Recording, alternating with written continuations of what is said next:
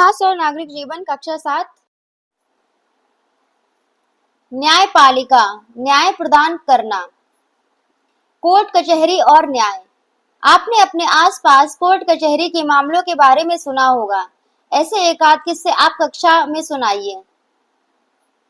कचहरी में कौन कौन होता है, वे क्या करते हैं, ये सब आप अपनी क्लास में अपने बच्चों से, आसपास अपने दोस्तों से बातें करिए। अब इस पाठ को शुरू करते हैं। तो सबसे पहले पाठ में कहानी है कल्लू राम और परशुराम का झगड़ा। कल्लू राम और परशुराम के खेत एक दूसरे से लगे हुए थे और दोनों खेतों के बीच मेड़ थी।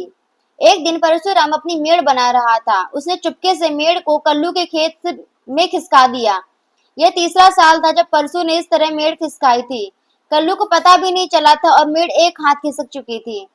जब कल्लू अपना खेत जोतने लगा तो उसे कुछ गड़बड़ लगा। उसे याद था कि उसका हल बिजली के खंभे के आगे तक चलता था, लेकिन यह क्या, अब तो एक हाथ पहले ही रुक जाता है।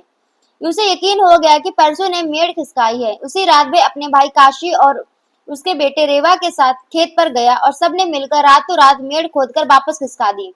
सुबह जब परसों को बात पता चली तो वे लाठी लेकर कल्लू के यहाँ आ धमका। दोनों के बीच झगड़ा बढ़ने लगा और मारपीट होने लगी। इतने में गांव का चौकीदार भी वहां आ गया। लोगों ने बीच बचाव किया और बात आगे बढ़ने से रोकी। बाद में कल्लू को काशी और रेवा इलाज हेतु पास के शहर ले गए। उन्होंने अस्पताल में कल्लू की जांच करवाई और पलस्तर चढ़वाया। फिर सब रपट लिखवाने पुलिस थाने गए। थाने में रपट। थाने में रेवा ने परसों के विरुद्ध रपट लिखवाई। थानेदार ने कोरे कागज पर रपट लिखी। यह मौके की पहली रपट एफआईआर या फर्स्ट इंफॉर्मेशन रिपोर्ट थी। सेवा ने उस पर हस्ताक्षर करके थानेदार से कहा, आप रजिस्टर में रिपोर्ट दर्ज कीजिए और एक प्रति हमें भी दीजिए। थानेदार ने रजिस्टर में रपट दर्ज की और रपट की एक प्रति रेवा को दे दी। FIR report, first information report.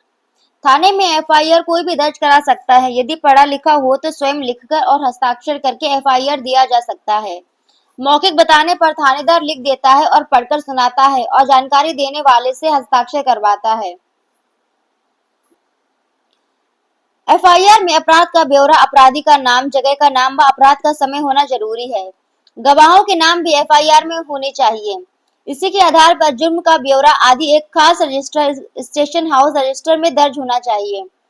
जानकारी देने वाले को एफआईआर की एक प्रति निःशुल्क मिलनी चाहिए। यदि कोई थानेदार एफआईआर नहीं दर्ज करता तो रपट देने वाला ही सीधे पुलिस अधीक्षक या मजिस्ट्रेट के पास रपट दर्ज करा सकता है। डाक से भी रपट भेजी जा सकती है। अब हम कंप्यूटर के माध्यम से ऑनलाइन एफआईआर भी दर्ज करा सकते हैं। जुर्म की छानबीन। एफआईआर की जांच करने के लिए दरोगा कल्लू के गांव पहुंचा। डॉक्टर की पर्ची की जांच और पड़ोसियों से पूछताछ से दरोगा को यकीन हो गया कि कल्लू को इतने चोटें मारपीट से ही लगी हैं। वह परसों के पास गया और उसको बताया कि वह उसे गंभीर चोट पहुंचाने के जुर्म में गिरफ्तार कर रहा है। दरोगा उसे अपने साथ थाने ले गया। वहां उसने पूछताछ की। वह इस बात से मना कर रहा था कि उसने कल्लू की पिटाई की है। गिरफ्तारी। किसी भी व्यक्ति को गिरफ्तार करते समय उसे यह बताना जरूरी है कि उसे किस जुर्म में गिरफ्तार किया जा रहा है। यदि उसे कारण नहीं बताया जाता तो उसको अधिकार है कि वह कारण पूछे और जुर्म बताए जाने पर ही जाने को तैयार हो। बिना जुर्म बताए किसी को गिरफ्तार करना गलत है। पुलिस किसी व्यक्ति को इसलिए गिरफ्तार करती है ताकि उससे पूछताछ कर सके और वह व्यक्ति अपने खिलाफ सबूतों को नष्ट न कर सके तथा वह दूसरा कोई अपराध न कर सके, यानी गिरफ्तारी सजा नहीं है। पुलिस थाने में किसी को भी अपना जुर्म कबूल करने की जबरदस्ती नहीं की जा सकती है। यदि थाने में कोई अपना जुर्म कबूल कर भी ले तो इसके आधार पर उसे सजा नहीं हो सकती। जुर्म कबूल करना तभी माना जाएगा जब उसे कचहरी में या मजिस्ट्रेट के सामने कबूल किया जाए। पुलिस का काम तो सिर्फ मामले की छानबीन करके कचहरी में सबूत पेश करना है। पुलिस किसी को कोई सजा नहीं दे सकती। कचहरी में सारे मामले की सुनवाई होने के बाद मजिस्ट्रेट ही सजा सुना सकता है। जमानत। थानेदार ने परसू को हवालात में बंद कर दिया। उसने थानेदार से बहुत कहा कि उसे छोड़ दिया जाए। थानेदार ने परसू को बताया, तुम्हें किसी की जमानत पर ही छोड़ा जा सकता है। कोई व्यक्ति जिसके पास जमीन जायदाद है तुम्हारी जिम्मेदारी ले सकता है। यदि वह तुम्हारी जमानत ले तो तुम्हें घर जाने दिया जा सकता है। यदि तुम्हारे पास से कुछ जमीन जायदाद है तो तुम ही बॉन्ड भर सकते हो। तुम्हें जब भी थाने या कचहरी बुलाया जाए तुम आओगे, नहीं तो यह जायदाद जब्त कर ली जाएगी। परसू ने बताया कि उसके पास 8 एकड़ जमीन है। उसने अपने लिए एक बॉन्ड भर दिया। थानेदार ने उसे यह भी बताया कि कल तुम्हें पेशी के लिए कचहरी आना पड़ेगा। तुम चाहो तो अपने बचाव के लिए वकील रख सकते हो। अंततः परसों जमानत पर छूट गया, पर सभी जुर्मों पर जमानत नहीं मिलती है।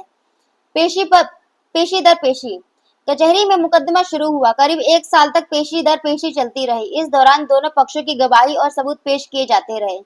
हर पेशी पर परसू का वकील अपना फीस लेता रहा, आने जाने का खर्चा और काम का नुकसान अलग। अंततः 1 साल बाद मजिस्ट्रेट ने अपना फैसला सुनाया कि परसू को 4 साल की कैद होगी। परसू फैसले से खुश नहीं था। वकील ने बताया सेशंस कोर्ट में अपील की जा सकती है। परसू की ओर से उसके वकील ने जिले के सेशंस कोर्ट में अपील कर दी। इसके कारण सेशंस जज ने परसू की सजा स्थगित कर दी। उसे तुरंत जेल नहीं जाना पड़ा। फिर सेशंस कोर्ट में मुकदमा चलता रहा। परसू और उसके गवाहों को एक बार बुलाया गया और एक बार कल्लू और उसके गवाहों को। बाकी पेशी तो वकील ने संभाली। 2 साल बाद सेशंस जज ने फैसला दिया। उसने परसू की सजा कुछ कम कर दी। परसू फैसला सुनकर हताश हो गया। उसने अपने वकील से पूछा, क्या ये फैसला भी कहीं बदला जा सकता है? वकील ने बताया, अपने प्रदेश में एक उच्च न्यायालय जो प्रयागराज में है, वहां अपील कर सकते हैं। परशु ने वकील को और फीस देकर उच्च न्यायालय में अपील की। उच्च न्यायालय ने अपील दर्ज कर ली और कुछ समय बाद फैसला दिया, लेकिन परसु उच्च न्यायालय में मुकदमा हार गया। उसे वही सजा काटनी पड़ी जो सेशंस जज ने दी थी। आखिर परसु को जेल जाना ही पड़ा। दीवानी और फौजदारी मामले। परसु बहुत दुखी था। उसने अपने वकील से कहा, इतने साल में जेल में रहूंगा तो मेरी खेती का क्या होगा? क्या ऐसा नहीं हो सकता कि मैं कल्लू को कुछ पैसे दे दूं और बात निपट जाए? वकील ने बताया, ऐसा नहीं हो सकता। तुमने कल्लू के साथ मारपीट की थी, अतः यह एक फौजदारी मामला है, अर्थात ऐसा अपराध है जो मारपीट से संबंधित है। मारपीट, चोरी, डकैती, मिलावट करना, रिश्वत लेना, खतरनाक दवाएं बनाना, ये सब फौजदारी मामले हैं। इनमें जुर्म साबित होने पर जेल जाने की सजा अवश्य मिलेगी। सिर्फ जमीन जायदाद के मामले में जेल की सजा नहीं होती, ये दीवानी मामले होते हैं। दीवानी मामले क्या होते हैं? परसू ने पूछा। वकील ने कहा, जब भी कोई जमीन जायदाद के झगड़े या मजदूर मालिक के बीच मजदूरी के झगड़े, किसी के बीच पैसे की लेन देन या व्यापार आदि के झगड़े होते हैं तो दीवानी मामले दर्ज कराए जाते हैं। जैसे तुम्हारी मेड का झगड़ा था, उस पर दीवानी मुकदमा चलाया जा सकता था। इनमें कैद की सजा तो नहीं होती, पर जिस भी पक्ष को नुकसान सहना पड़ता है या जिसकी संपत्ति पर नाजायज कब्जा किया गया है, उसे उस नुकसान का मुआवजा दिया जा सकता है या संपत्ति लौटाई जा सकती है। पर तुमने तो मारपीट भी की थी, इसलिए यह फौजदारी मुकदमा बन गया। इसमें तो कल्लू को पैसे देने से छुटकारा नहीं मिलेगा। परसों की कहानी तो उच्च न्यायालय में ही खत्म हुई, पर पूरे भारत में एक सबसे ऊंचा न्यायालय भी है। उसे उच्चतम न्यायालय या सुप्रीम कोर्ट कहते हैं। यहाँ भी अपील की जा सकती है। न्यायपालिका की संरचना। भारत में न्यायपालिका का बड़ा महत्व है। यह कार्यपालिका तथा व्यवस्थापिका से बिल्कुल अलग है तथा स्वतंत्र रूप से कार्य करती है। भारत में नीचे से लेकर ऊपर तक सभी न्यायालय एक ही व्यवस्था में संगठित हैं। जिला न्यायालय, उसके ऊपर राज्यों के उच्च न्यायालय तथा सबसे ऊपर भारत का उच्चतम सर्वोच्च न्यायालय होता है। सर्वोच्च न्यायालय, जिसको कहते हैं सुप्रीम कोर्ट, यह देश का सर्वोच्च अपीलीय न्यायालय है जो नई दिल्ली में स्थित है। इसके निर्णय देश के सभी न्यायालय को मान्य होते हैं। यह है सर्वोच्च न्यायालय की तस्वीर।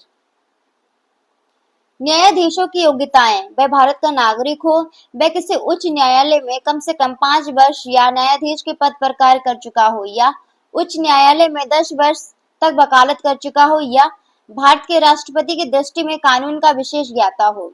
वर्तमान में सर्वोच्च न्यायालय में मुख्य न्यायाधीश सहित 34 न्यायाधीश हैं। आज की वीडियो में इतना ही पढ़ेंगे। इसके आगे कार्यकाल से आगे का अगली वीडियो में पढ़ेंगे।